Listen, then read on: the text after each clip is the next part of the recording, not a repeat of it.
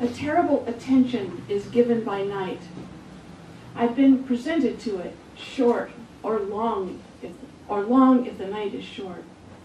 My sentence is garbling grammar to the inside as phenomena change concentration. The breeze is sweet. The window blows open. I go to bed. I might have gone rather to a different bed in order to change the order of events, hours of necessity and sense. But a natural blindness afflicts me with questions, those sentimental postulations. Is it time? Is this going to be enough? Is the work well done and done? Why are we so angry? That last is the most sentimental. We know why we are angry. We know why we uncurl, as in a tragic comedy, waggling a foot, proposing distractions, and then raging at social imposition and our inability to concentrate. Logic, logic. That's the substance of the shift. That instrument of attention, that common cause of transformation. A different experience and a different occasion are inevitable and occur the very next night. One sleeps and is doing out of deeds. I dream that I am conscious, but not that I participate.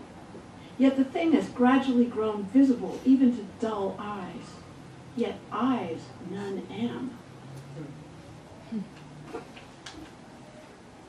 We have come on our own and will stay. But let's demand something now to know of where we are.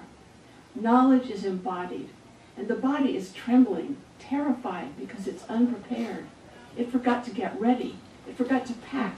It forgot to read.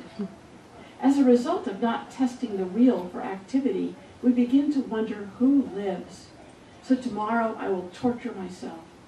All that is ordinary will be illegitimate. This will be the consummation of all that is going to sadden. I am not saying that personal generosity will solve everything. A person can't even solve today by midnight. Generosity cannot bury anonymity. It cannot even take itself as animal. To believe it to be what we truly believe it to be, we must open it. The segments of life taken in separation and laid side by side. Cruelty is always turning kindly aside. It creates a clinical situation, I, a body, turning for speculation. But love exalts only truths that are undemonstrable. They turn true by demanding some activity. So I will say I and remain.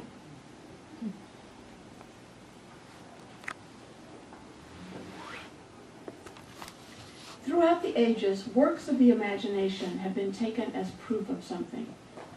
Sunlight sparkles on lukewarm jets wobbling over drinking fountains, while visitors to the park seem preoccupied, busy in the ever-abandoned space. Here lies a field in otherwise dry sunlight. There hangs a target affixed to a bale of straw resting on a pair of sawhorses. It is in the nature of the straw to rest. In whatever situation straw is used, in whatever configuration it is organized or strewn, no matter how susceptible it is to disturbance, it comes eventually and repeatedly to rest.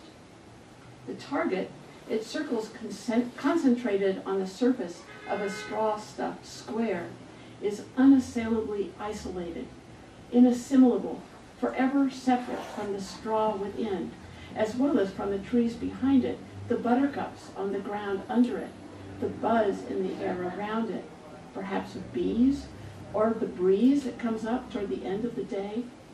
The target's concentricities invite and then narrow one's focus. A visitor who wants to impress the ranger by asking an intelligent question approaches precipitously with one hand raised. There are plenty of people who are content merely to pat the ranger's horse or hold their children back out of the way. But things requiring imagination don't just happen.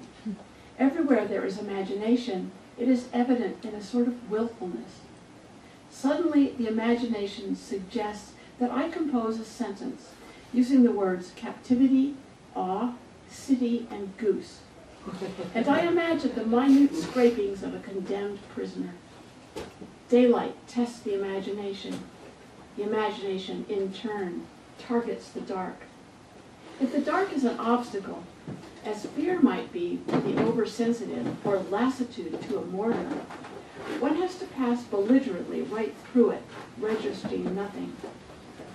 The dark does not invite common sense, though it may require that it be utilized as machine guns are in times of war.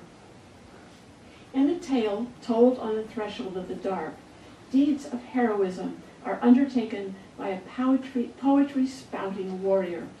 Ring out the kings, ringlets should be pretty, off with the ringlets of the kings. Oh, sour bourgeois, you are just as dirty, king of the king of things. His clear voice echoes off the walls of the prison, just as the inexhaustible relativity that surrounds ordinary things is what locates them. The imagination can find this warrior, though not without some difficulty. Freedom of the imagination requires practice, experience. I am giving you a song and I'm taking the gun, sings the warrior.